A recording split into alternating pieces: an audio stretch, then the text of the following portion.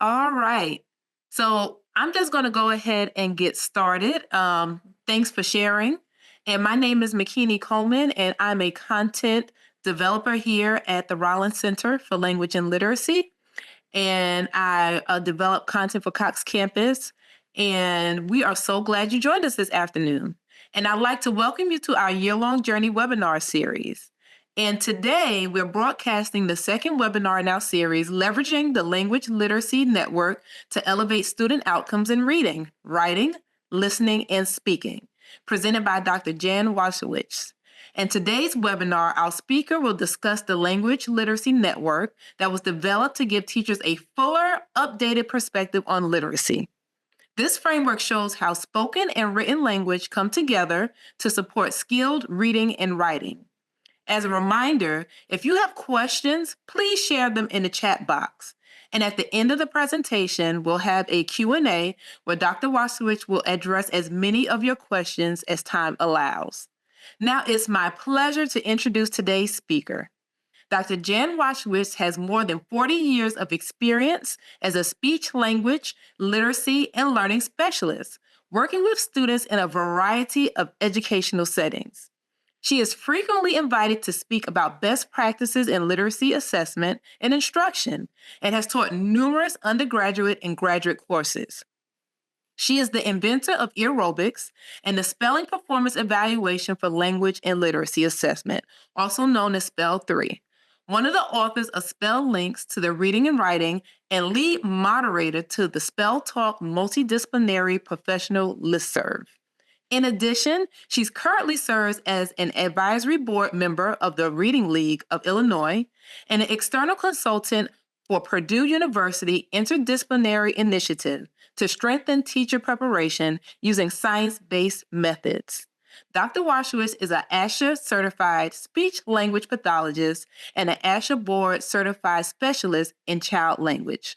And she holds a professional educator license with multiple endorsements from the State Teacher Certification Board of Illinois. Now, please join me in welcoming Dr. Jan Wasowicz. McKinney, thank you very much for the introduction. And that really took care of quite a few of my slides here. So I'm just going to go forward. And before we jump into the learning, I want to say, first of all, thank you for this opportunity to be here with you and with all the teachers who are here today. And before we jump into the learning, I want to invite everyone to continue the learning when it's over. And I invite you to join the Spell Talk Professional Discussion Group. It is a free online listserv where we discuss current best practices, new research articles, and we really foster multidisciplinary, interdisciplinary collaborations among classroom teachers, speech language pathologists, reading interventionists, and so on. And anyhow, please come and enjoy the continued learning after today. Today, we are going to focus on the Language Literacy Network, as McKinney said, and I'm going to go through that really quickly. I'm going to kind of fly through it, so buckle your seatbelts, and we're going to move quickly because I really want to get to putting the Language Literacy Network into action with some sample activities to show you how this all comes together to improve reading, writing, listening, and speaking skills with students. Because I'm going to move quickly through the Language Literacy Network, I am going to put up a slide once I get through that section that has a QR code, and you'll be able to go and watch an entire hour, I think it's an hour and a half webinar, recorded webinar, just on the Language Literacy Network. We're going to make that available to this group at no charge because, again, I want you to be able to benefit from everything there is, and yet I don't have time to dive into it as deeply today as I would like. All right. So here we go. And one of the main themes today, and what I really want you to take away from this, is that language is not just the foundation of reading. We've always thought about it as the foundation, but it's really everything. Language is reading and it is writing. So I hope that's one theme you'll take away as we go through. And of course, this was represented in Dr. Hollis Scarborough's reading rope from 1992. And I think probably most of you are familiar with the reading rope, and you'll see, of course, the foundational skills on the bottom, but the language pieces, the language comprehension piece is up here on top. And so this has been known from the research and for many years, since 1992 when this was published, but the research and many years that this has been out there, language is part of reading. Now, 1992 was a long time ago. So in 2020, I decided it was time to update the reading rope and make sure we take a more current view of what we know about reading and writing at this time, really what we know about literacy, and make sure it's reflecting current best practices.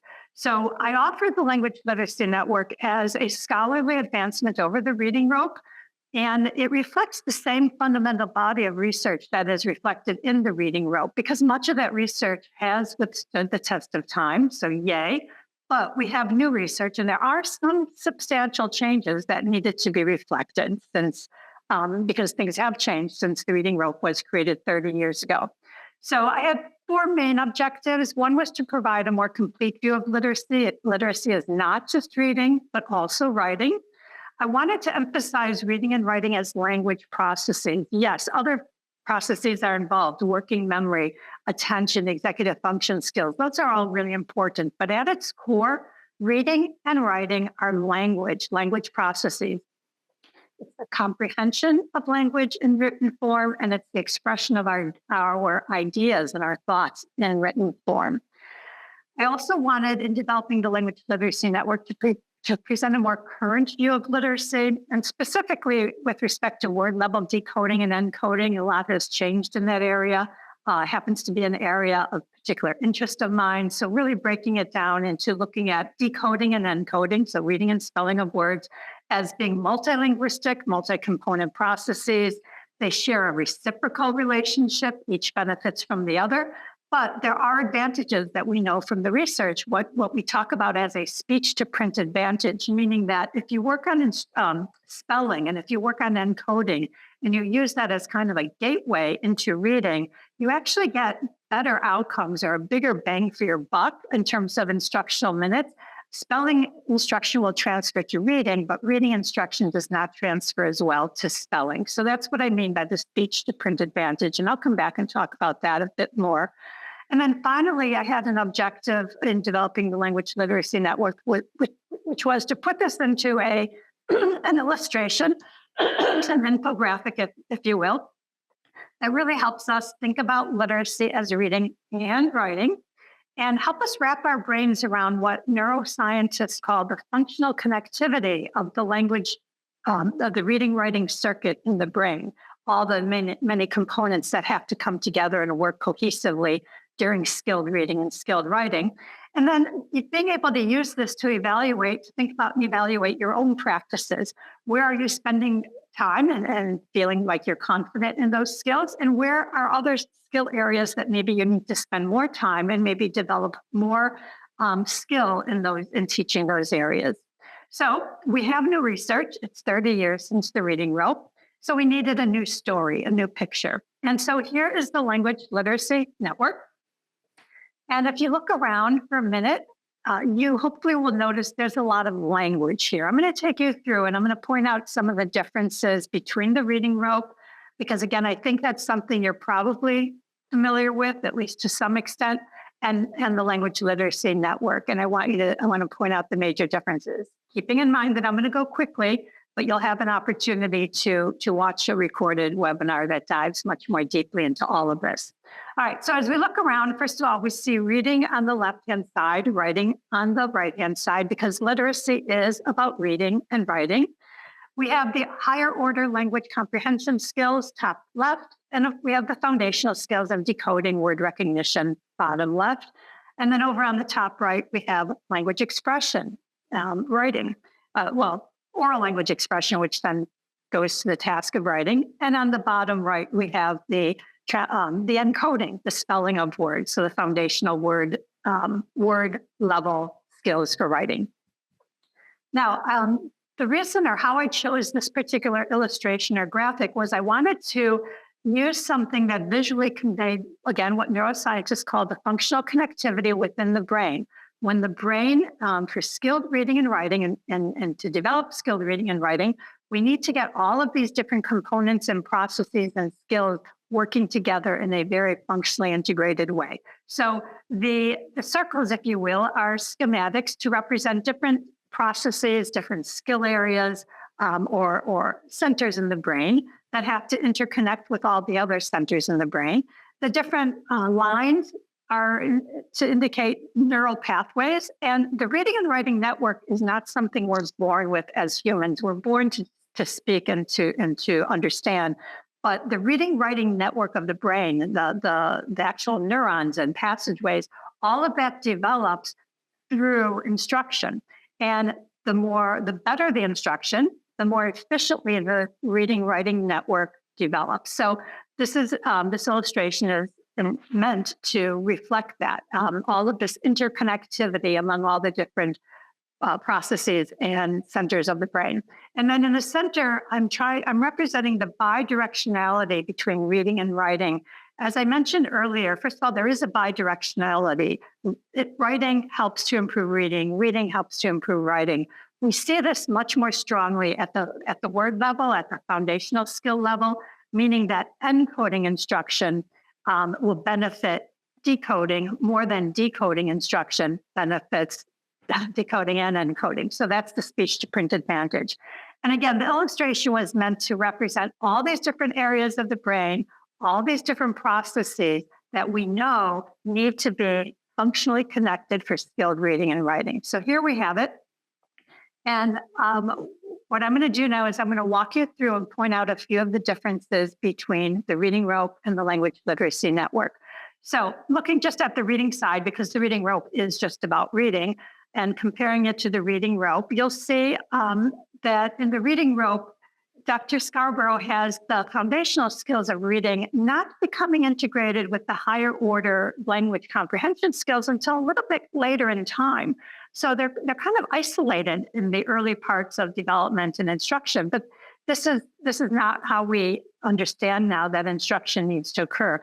We know that from the get-go, from the first day, from the beginning of instruction, we need to be integrating both the foundational skills of decoding, word recognition, with the higher order skills of vocabulary, verbal reasoning, understanding, comprehension types of skills. So that's one difference. Another difference is over here on the left in the higher order language comprehension skills, I added a very important component that's missing from the reading rope, and that's pragmatics. Because again, reading and writing is language. As a speech language pathologist, we know that language is composed of three main pieces: form, content, and use. Well, form and content were already represented in the reading rope, but use, or what we sometimes call pragmatics, was not. And so I added that category of pragmatics to represent the use of language. And this can touch into things like understanding your audience or understanding the perspective of the author when you're reading. So pragmatics is a very important language skill as well that I had to add in. I also added under background knowledge schemas, because we know that facts and concepts, teaching isolated facts and concepts is not as powerful as teaching schemas. So that was added. I added polysemy under vocabulary. Polysemy meaning the multiple meanings of words. And this is really important for our students' vocabulary development. You'll see some of that in a moment. And I just wanted to make sure it was on there, because if it's not on the diagram, it's not going to be taught. I also expanded on the different language structures that we know are important for reading and writing: phonology, morphology, word class, of course, syntax, prosody. And then it's really important to understand that just because we have these oral language skills, just because we're a strong listener and we comprehend, that doesn't mean necessarily that we are going to apply and take that to reading comprehension. So in order for that piece to happen, we have to help our students become metalinguistic. It's only when they become metalinguistic, when they reflect upon and think about and really explicitly dive into the language structures of spoken language, that they can take that to the task of reading in order to comprehend what they're reading. So that's the metalinguistic piece. Pointing out a couple of differences down here, very important ones, but first of all, under written word recognition, it's not just about phonological awareness, as we have in the reading rope. We now know it's about phonological, orthographic, morphological, and semantic awareness. All of those metalinguistic skills need to be explicitly taught. Some students require more explicit instruction than others, but they need to be developed. And then not finally, but the next skill is decoding. And So if we look over on the reading rope, we have decoding as, letter sound correspondences. Well, decoding is more than that. It's not just about the letter sound correspondences, but it's about really integrating the phonology, the orthography, and the morphological units, or those prefixes, suffixes, those parts of words that have meaning. That becomes really critical in the decoding stage as well. And so it's about the simultaneous engagement of the phonology, the orthography, the morphology, the sounds, letters, and the meanings that has to take place. And it's through that process and through that engagement of those three language systems, sounds, letters, meanings, phonology, orthography, morphology, that we develop these lexical representations of words in our brain. I'm going to zoom in here on the lexical representation. It's this representation in our long-term memory of a word, but it's stored as the word's phonological representation, its orthographic representation, and its meaning. And when that and all of those pieces are stored robustly and deeply and in an integrated way, that's when you get automatic word recognition. It's only then when you get automatic word recognition. So instead of teaching, as the reading rope has sight recognition is not a skill per se. It's not something we directly teach, but rather it's a byproduct. It's the outcome of this decoding. So I moved it over so that we see that through decoding, we develop these lexical representations through proper decoding and good decoding instruction. We develop these lexical representations that allow these robust lexical representations to develop and be stored in our long-term lexical memory. And then we can have automatic sight word recognition. And of course, that's what's needed for reading fluency. Whew, okay. So, and I did promise I was going quickly. I hope you buckled your seatbelts before I jumped in there. I just want to say a couple things about writing, the writing side of the language literacy network, because again, I want to move us into activities. I know you really want to see how this all comes together for instruction. So if you notice, it's really a mirror image, the reading side, the writing side, because writing is the other half of literacy, first of all. And both writing and reading and writing tap into the same underlying language skills, processes, components. It's that same underlying reading-writing network that's developing in the brain. And the higher order skills of language expression do interact with those of language comprehension. There is a bidirectional relationship that way, meaning if you develop oral expression skills, that helps with language comprehension. If you develop language comprehension, it helps with oral expression. However, that bidirectional relationship is really strong at the foundational level, meaning at the word level, meaning when you're decoding or encoding, spelling a word. And this is where we see that speech to print advantage. And just so you are familiar with it, what the research is showing is that if you take students and teach them how to encode a set of words, and another group of students, and you teach them how to decode that same set of words, and then you assess their ability to read and spell those words and novel words afterwards, what you find is that students who received encoding instruction and even just encoding spelling practice, they did really, really well on spelling, and they did really, really well on decoding of those same words.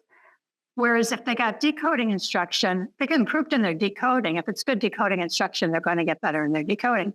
But there wasn't much of a transfer over to encoding. And I know you all see that with your students. You work on decoding, they become better readers, but they still struggle with spelling. So we want to start with spelling. We want to make sure that spelling is a key component of our word study instruction, our foundational skills instruction. Doesn't mean you don't teach reading. It just means you really devote some time to that spelling.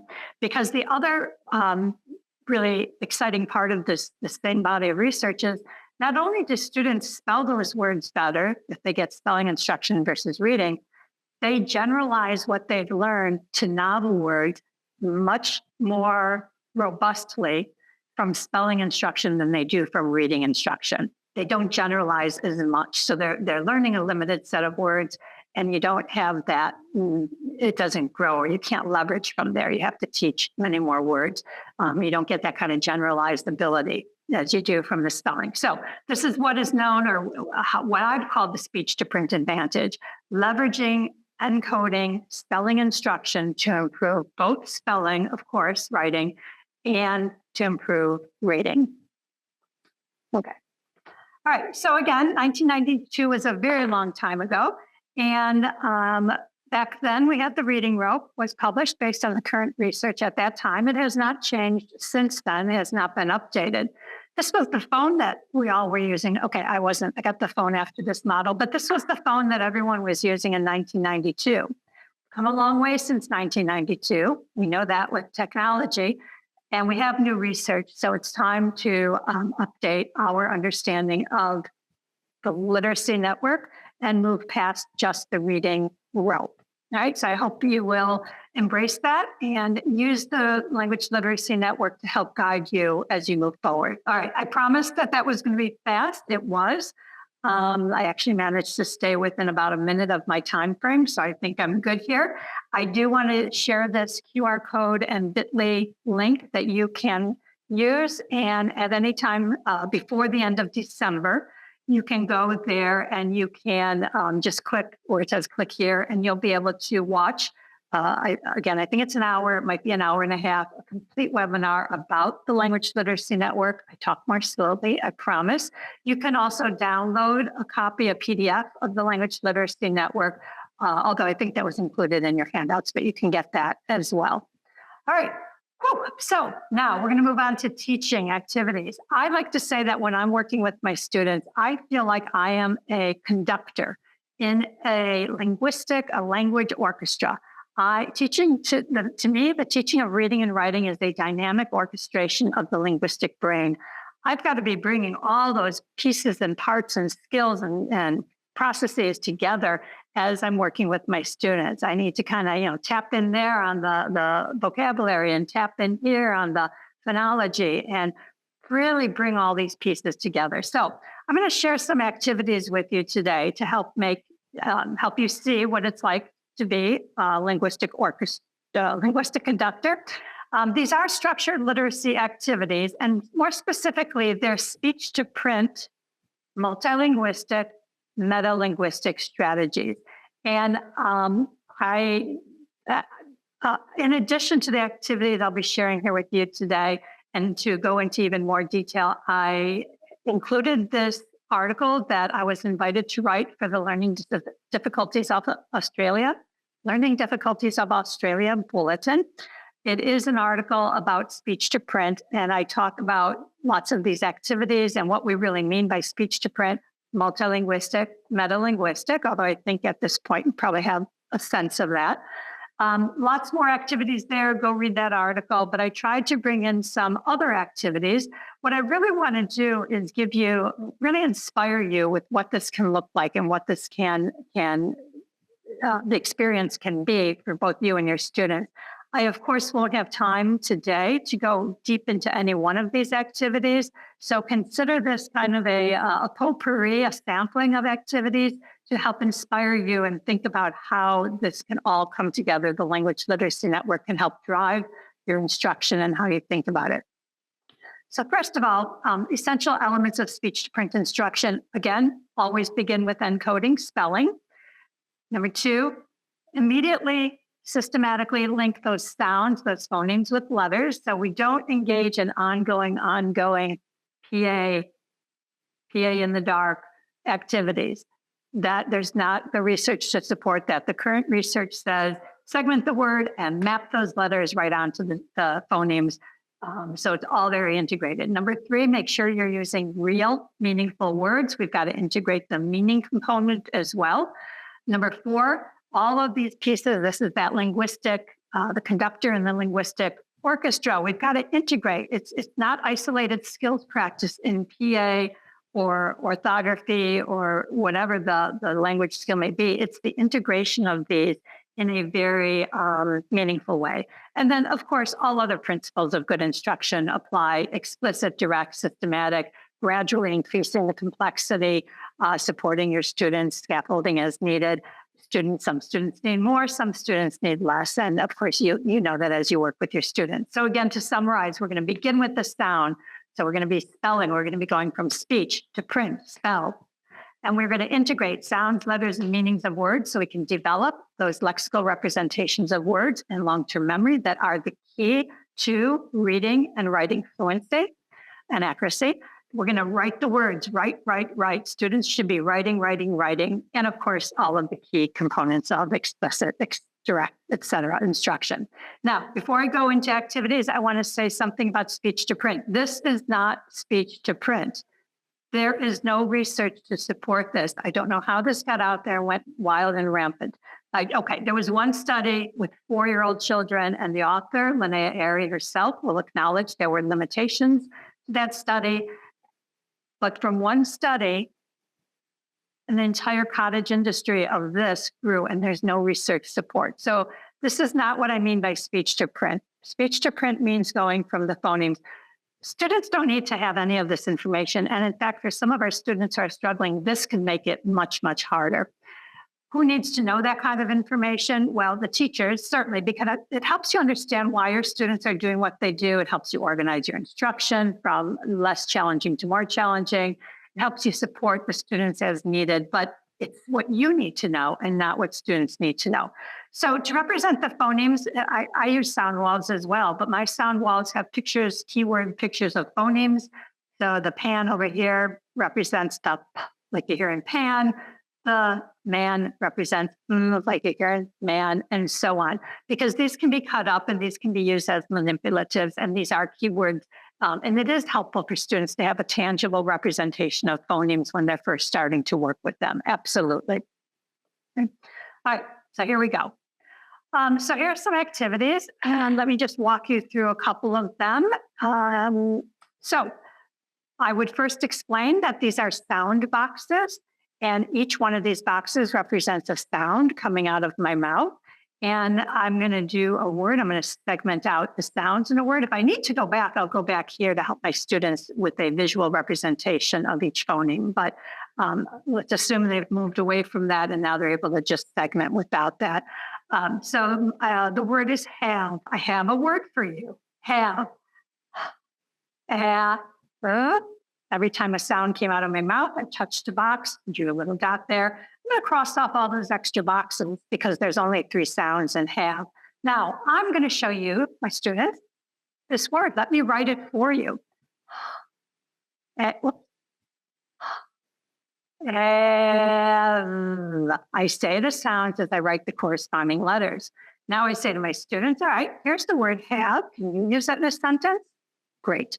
Okay. Now I want you to say the word again, and each sound by sound. And each time a sound comes out of your mouth, I want you to look up there and I want you to copy the letter or letters that go with that sound that's coming out of your mouth.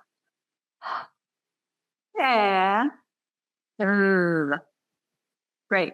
Notice that I've supported them for errorless learning. And it's not a spelling test. We want to make sure they're using the correct spelling to map to the phonemes. There's another one. Bread. I like to have bread in the morning. I make toast with my bread. Okay, let's tap it out. Notice that they don't see any letters yet. This is speech to print. This is getting them to think about the phonological structure. Bread. Cross off the extra boxes. Bread. Great. And they're going to now say it again. Each time a sound comes out of your mouth, write the letter or letters. Oh, good. Yep, you remembered. Vowel letters like to stay with vowel letters. Duh. All right. Then we might talk about different kinds of bread. What kind of bread do you like to eat? Okay. White bread. Oh, and you like to eat that bread that has that little kind of those black specks to it? Oh, yeah. I think that's rye bread. You might be talking about rye bread. We build in lots of talking, lots of listening. In a word study, a language literacy word study classroom, there should be lots of writing, lots of talking. Okay, it should never be silent.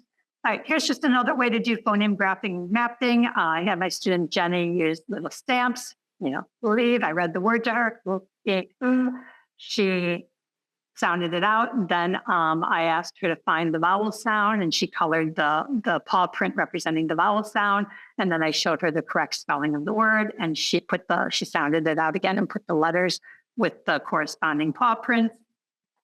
And then we identified, oh, well, what sound do you hear in all these words? I read them to her. She identified it as the E. Okay, let's identify different ways we can spell the E sound. And she was able to go through and identify it. So you're limited only by your creativity. There's a gazillion ways you can map and make this really fun and engaging for students. Now, once students move into multisyllabic words, we have to start segmenting not by phonemes, but by syllables. And we have to map letters to the spoken syllables. So the word is basketball, right? Let's clap it. Basketball, basketball. Three syllables. Great. Now let me show you the correct spelling. Basketball. All right. And now they're going to look up there and they're going to copy every time you say a syllable. I want you to copy the letters that go with that syllable, that beat that's coming out of your mouth. Here we go. Basketball. Okay. You talk about the meaning. Same thing with Robin. Robin. Okay. Talk about Robin. All right. I want to move on and talk about tradition or word sort activities. Word sort activities are fun, engaging, and powerful, but traditionally they're done in a way that is not very effective for students. First of all, it becomes they get the list of words, they cut them all up, they spend time with paper and glue and tape and paste and staples, and they put it all together. And it's an art project. And I've done this. You can ask your own students, do they even know what the pattern is, really? Do they know the meaning of the words? Can they say the words out loud? We don't know this. So instead, we want to make word sorts much more engaging and get them much more focused. And again, begin with the sound. So I have my keyword pictures. Cat is representing A. Ape is representing A. We're going to integrate sounds, letters, and meanings of words and write the words. So I'll read a bunch of words to you. You're not going to see the written word on the card, but I'll hand that card to you, and you could tell me if you hear the A or the A sound. Oops, those words should not be over on the right side. All right, so the first word is plan. You hear A. Great, we'll put it by the cat. The next word is made. Okay, you hear A like an ape. Great, and so we keep on going. I read tap and bake and rain, and we read a bunch of words, and they sort the cards. Those words, made, rain, are not supposed to be written there yet. All right, great. So we have the short vowel A sound, and we have the long vowel A sound. I want you to flip over your word cards, read each one at a time. Plan. Okay, plan. I will plan my vacation this weekend. Let's write that over on the paper next to the cat. Oops. Plan. And as they write, they always say the sounds. Always. There's always sounds coming out of their mouths as they're writing. That's why it's a very noisy room when you have good instruction going on for word study. Plan, black. And once they write all the words, made, rain, then I can ask them, all right, well, A, do you see a pattern for how we spell the A sound? And A, do you see a pattern for how we spell the A sound? And I'll lead them and I'll support them as much as they need. But what I'm looking for them to come back eventually and say is A is almost always spelled with the letter A. A, the A sound, is almost always spelled with two vowel letters. Okay, so these are the kinds of patterns we can help them discover through very structured literacy activities. We can also have them identify for the sound, short vowel E, and from bed. They read some words. We help them identify the letter or letters representing the sound in those words. And then they read them again and they sort them into piles and they discover another pattern. Oh, is usually spelled with letter E. There's some uncommon spellings. We'll have to learn other strategies for those, but we can engage with them. And that every time we engage with the word that way in a very meaningful way, that is helping to develop that lexical representation. So that's all very good. All right. At some point, students need to move beyond the base word. At some point very early on, we know now that by first grade, we need to begin doing explicit morphological instruction. Morphology, just a big fancy word for suffixes and prefixes and word roots for older students. So we have to move into words that have prefixes and suffixes. In this case, I'm going to use the suffixes S, ES. And hopefully, as I go through the next set of activities, you'll see how I'm touching upon all of these different pieces of the language literacy network. Hopefully, you saw that as well when I was going through the previous activities. All right, so again, we're going to be pulling all these pieces together as we do our word study instruction. So I might do an activity like this to begin with, read the word using continuous phonation. Continuous phonation means instead of saying it, and then hoping our students can remember all that and put it all back together, we teach them continuous phonation. Ship, ships. Once they read the word using continuous phonation, I ask them to use it in a sentence. I see 5 ships. Great. Now, I want to also build in some syntax work. So we're beginning to work on coordinating conjunctions. So I might prompt them to expand that. They say, see 5 ships. And I might say, and hopefully they or one of the other students can finish that. But if not, I can model, I see 5 ships. And here comes another ship. All right, once we've gone through that, they identify the number of syllables, they can chant ships, they can hum, and then they write the word using speech to print, spoken syllable mapping, or spoken phoneme mapping, depending on whether it's 1 syllable or 2. So ship, as they write the word, and they write all the words in the appropriate column based on the number of syllables. All right, we can then go on, have them read the words again, lots of reading practice, multiple meaning of exposures. Nap, naps. So now we're going to identify, we're going to use it in a sentence. The cat takes nap in the afternoon. Great sentence. All right. Well, let's see. The cat takes a thing. This is a thing. It might be kind of a hard one to start with. I'm going to back up and do, I see 5 ships again. I see 5 ships. I see 5 things.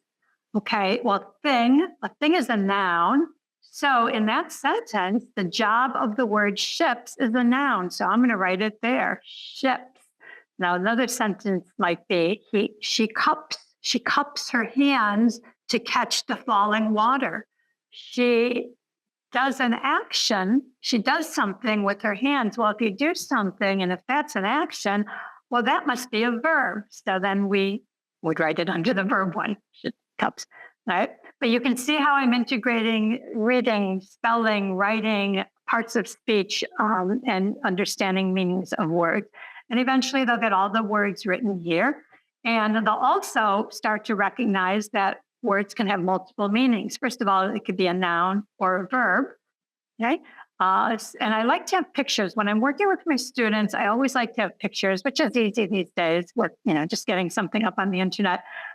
But we have to remember that a lot of our students come with limited language, limited life experiences. They might not know boxes. They probably know boxes as that object, but they might not know boxes as a sport. And so when we're teaching the word boxes as an action, not a noun, it's good to have pictures there so we can be expanding their background knowledge and their vocabulary at the same time. Then I might ask the student, well, okay, let's find a word inside the word. So inside the word ships, we see ship. Okay, good. And they go through and they identify the base word, meaning the word that doesn't have the suffix in this case. I ask them to identify, okay, after the base word, you see some extra letters there at the end. They underline those and they identify that we've got S, we've got ES. Okay, well, you have already learned that letters represent sound. Absolutely. And sometimes letters also represent meaning. So let's talk more about what those letters mean. Now, during the preceding activities, they might have already kind of intuited some of that because we've had a lot of language experience there. But some of your students are going to need to go and receive much more explicit instruction. So here I might say, all right, well, here's the word. Let's read it. Box, and boxes. All right. We talk about the meaning, use it in a sentence. All right. What I want you to do is I want you to put the word box, box, in that big box. And then I want you to write those extra letters we're working on. You told me that we've got ES and S at the end of a lot of these words. Great. Now let's figure out what they mean. Well, first of all, what is box? Do you know what a box is? A box is a box. It's really hard for young students, even older students, to define words. What we have to do is we have to work on their language, and we have to get from them, a box. Well, it's this container. It's usually square, maybe it's rectangle. It's usually made out of cardboard. Let's look at some pictures. Okay, great. So now we've defined the word box. Well, what does the letters ES mean? Because remember, sometimes letters have meaning. Box, boxes. We have one box. We get many boxes. So, what do the letters ES mean? Oh, they mean more than one. So, can you define the word boxes? And of course, most students are going to want to say more than one box, but we want to advance their language skills.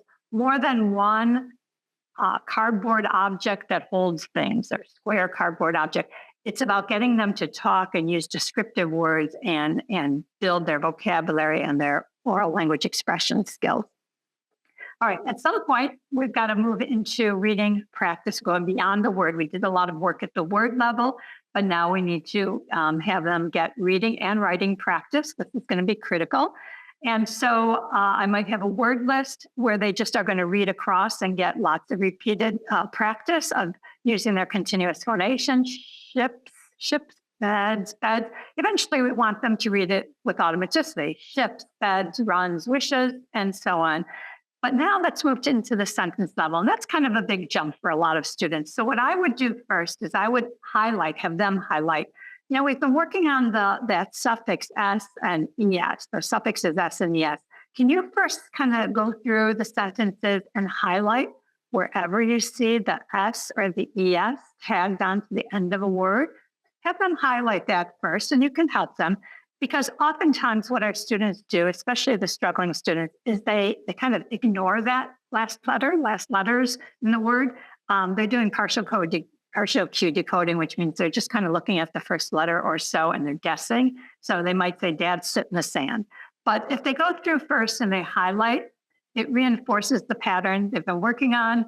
And now they're going to go through and they'll read, and it will force their attention to it. We really need them to be reading with accuracy. We want to support errorless learning as best as we can.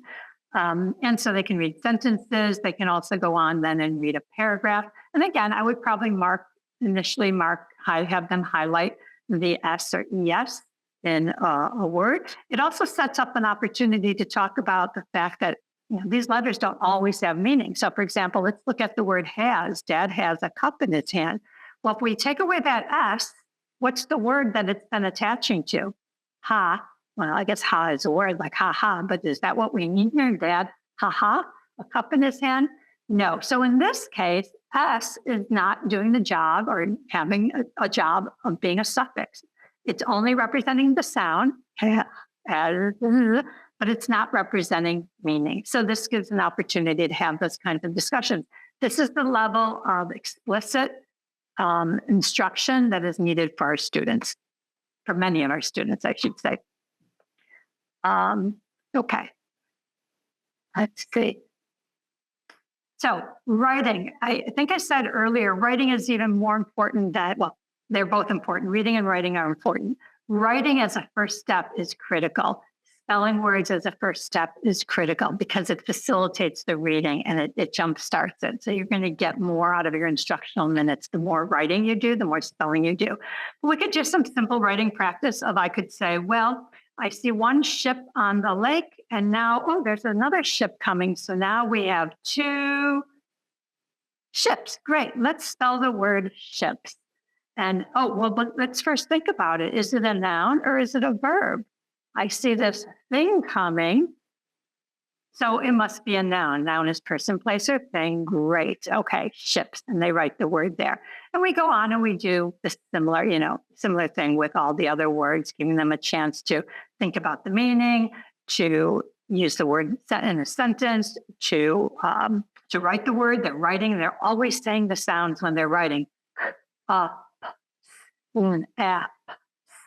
so on.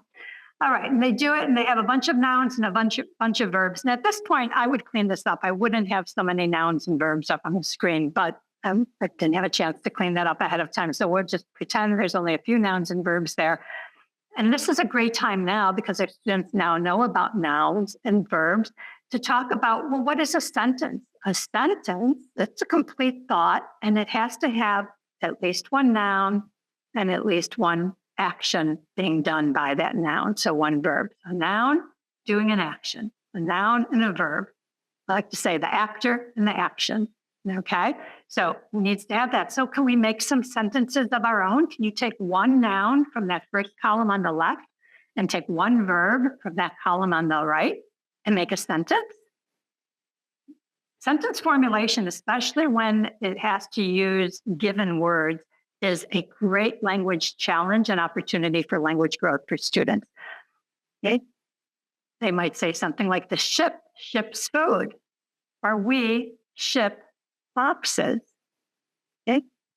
We, in that case, we is the noun. Okay, we'd have to talk about it because they didn't take that one off the list. The cup napped. They could be silly sentences. Well, what do you mean the cup naps? Okay. Make believe, of course, but what would make a cup nap? Oh, well, someone's been drinking out of that cup a lot, so it just wants to rest there, doesn't it? It's going to take a nap on the counter. We can use our imagination. It's really about thinking about the language and the meanings, and we can use imaginary context as well. And kids like that. The sillier it gets, the better. All right. The ship wishes to go. We have a noun, a ship. And what is it doing? What's its action? What noun is doing something? Well, the ship is wishing, it wishes to go. Great. We have complete thoughts. We have a complete sentence. We can now look at either dictating sentences for the students to write. They could have written these sentences after they, or always oral rehearse. Never ask a student to write a sentence until they orally rehearse it once, maybe twice or three times, and then they can put it on paper. So we can do some more sentence dictation. We could talk about parts of speech. Well, in the first sentence, what are the nouns? Let's underline them. Great. Now, can we expand on that? What are some words that can describe the dad? Well, he's my dad. He's a lazy dad. What are some words that can describe the sand? Oh, it's soft. All right, let's write that whole sentence now. My lazy dad sits in the soft sand, and so on. Can you see some other sentences that can go together or can get expanded? Well, let's take a kid fishes on the dock. What are the nouns? Great. And words that describe nouns, those are called adjectives. They describe the nouns, like my lazy. Those are the adjectives that describe dad, and soft describes sand. What are some adjectives, some describing words you can use to describe the kid? Well, he could be little, right. And what could describe the dock? Dirty dock. And I love to do this with a group of students because you could get so many different answers here, and it really helps them with their linguistic flexibility, cognitive flexibility. And the more variety you have, the better. We could take this even further and say, well, we have two complete sentences, two complete thoughts. How do we know that? Right, because we have a noun and an action by that noun in each sentence. Dad sits. Kid fishes. Great, we have two complete sentences. And now we could start combining our two complete sentences to make what's called compound sentence. I can use a simple combiner, the word and. My lazy dad sits in the soft sand, and a little kid fishes on the dirty dock. All of this work we're going to do orally before we write, but once we write, you can see how the students are getting lots of opportunity with these same patterns. We're still focused on the pattern of SES.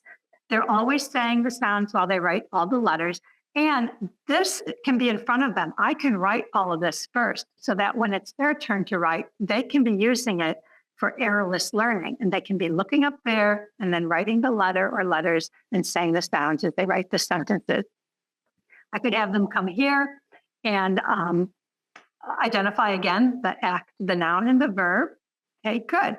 And then work on sentence expansion using syntax. And since we're working on coordinating conjunctions, fanboys, and, for. Well, we could do dad sits in the sand. What could go with that? Look at the other sentences. Oh, yeah. And a boy fishes on the dock, a kid. The dog runs fast. What could go with that? And he rests in the sand. Good job. What about this one? Ken wishes he had a pet, but, and we'll ask or we'll work with our students to finish that. Again, I love when you have a group of students because you can get so many different answers, lots of variety, linguistic variety. cognitive flexibility. And if the students are unable to give it to you, you can model. It's okay. We model first, and then we ask them to create their own self-formulated. The man misses the dog, but he's going to go visit the dog later on. The boxes go in the back. Oh, well, this is cause and effect. We talk about cause and effect relationship. So they don't get in the way. The boxes go in the back so they don't get in the way. So we work on creating the sentences, rehearsing the sentences, writing the sentences, and again, pattern loaded. So we're still getting a lot of that foundational skill work done. One of my favorite for writing is turn the question around. When will the cups fill up? The cups will fill up when? Today. When? Soon. When? In a few minutes. When? They will fill up by the end of the day. This one is a ton of fun. The kids love it. And, again, cognitive and linguistic flexibility. Kids will tend to think of when as a time at 12 o'clock. They might give you today. But other words like soon, in a few minutes, at the end of the day, this is developing their language, their linguistic variety. And just think about how this is growing their ability then to write and so on. Last thing, narratives. I asked ChatGPT to write a first grade narrative for me. I gave it words, some of the words from before, boxes and naps and cats, the words you saw previously, because again, we're pattern focused. And I asked it to write a story, and there it is. And narratives are really critical. So we can, of course, have our students reading for repeated exposure to these patterns, SNES. But we also want them thinking about story grammar or the different components of narratives. Who is the character? Where and when does the story take place? And they go back to the article after they've read it. So they read it first, lots of reading practice. Then they start to fill it in. 2 cats, Tom and Laura, the main characters, 2 cats, Tom and Laura, and so on. And once they fill all these pieces in, they can then rehearse, and then write. And all of these words are right here in front of them. So we can support their errorless learning. And this will encourage them to use more sophisticated words like shiny wishbone, because we know that when students have to rely on their own spelling, they're going to stay away from words they're not sure. But we want them to use a lot of great, rich vocabulary. All right, so hopefully, I know I went fast, but I'm here to inspire you with ideas and get you thinking about what this looks like, what this could look like in your own classroom. A lot of this you can easily do, layer into what you're already doing. So we have about 5 or 6 minutes left. And so I am going to just say one more time, language is not just the foundation of reading, it is everything. It's all about reading and writing throughout the school years and throughout our career. Okay. Dr. Wasowicz, thank you so much. I actually have a couple. We've had a couple of questions come in that I had to share with you. One of them, and I know you won't be surprised, it's around the sound walls. But the question was, do you recommend that sound walls have graphemes included, as well as that visual representation that you talked about, and also the various sound spellings visualized, like on the wall? The graphemes, right? The different graphemes with the sound. Yes. Yeah. Okay. Yes, but it's a dynamic process. So as I'm introducing, we might have that whole sound wall with all the different pictures, Right. phonemes, like the pan, and then as they go through the lesson and learn about is represented by P and PP, then we add that up there. And yes, so Okay. it's a living, breathing, dynamic sound wall. But yes. Okay. Thank you. And then there was a question about when you use the word needle as an example. You noted that the final E was a vowel, but it doesn't make a sound. So how do you talk about that with students? Do you call it a final stable syllable or a silent E? What's the word? The word was needle. Okay, I didn't use the word needle, but someone's asking about the word needle. Oh, yes. Sorry, I thought you had. Yeah, values basketball and Robin. I don't think I did needle. Yeah, we don't get into all that fancy terminology about the syllable structures. We teach them, but in that case, what the final sound in that word is ol, which is a syllabic ol. So it's ol as in bottle. We have a keyword picture of a bottle. And so that's the ol sound, and students learn that ol can be spelled many different ways. And one of them is LE. Mhm. Yeah. Okay, thank you. I don't think there are other questions. I don't see any others that have been added. So, thank you very much. I appreciate it. We enjoyed this, and those of us that are in the Rollins Center know that you'll be at the LitLink conference in June. We look forward to that presentation. We're going to give you more time so you don't have to talk so fast. I'm very impressed with how much information you were able to pack into such a short period of time. So thank you very much. Thank you. I will appreciate having more time to talk. I promise I won't talk as fast. It was a lot, but I wanted to share as much as I could with this group. And also, thank you for sending us the link so that we can actually go in and see a link to your webinar, or in webinar, we're talking probably a little bit more slowly and explaining the language literacy network. So I hope people will avail themselves of that. So thank you again, Dr. Wasowicz. We value your time. So thanks for joining us and working with us. For those of you who have joined us today, thanks you so much. Please send us an email or join our Facebook group if you have any other questions. The links will be in the chat, which is a cue for one of my folks to put that in the chat for us. You could have spent your afternoon doing something else. I certainly understand, especially this time of year in schools, but you chose to spend it with us. So thank you very much. We hope you have a wonderful rest of your day, and we look forward to seeing you during the rest of our webinar series. I will tell you, Jan, that Laura Reinhardt will be talking to us about the use of possum as a fluency strategy, which will relate very nicely back to the work that you've done here, and talking to us about the connection of language and speech to print and reading as a language skill. And then also Laura Justice will be talking to us about the connections between oral language comprehension and reading comprehension. So goodbye and good evening to everyone. I see that there's a survey that's popped up on the screen. If you'll complete that before you leave, we'd appreciate it. So thanks so much. And thank you again, Dr. Wasowicz. Thank you. Thank you for the opportunity. Take care.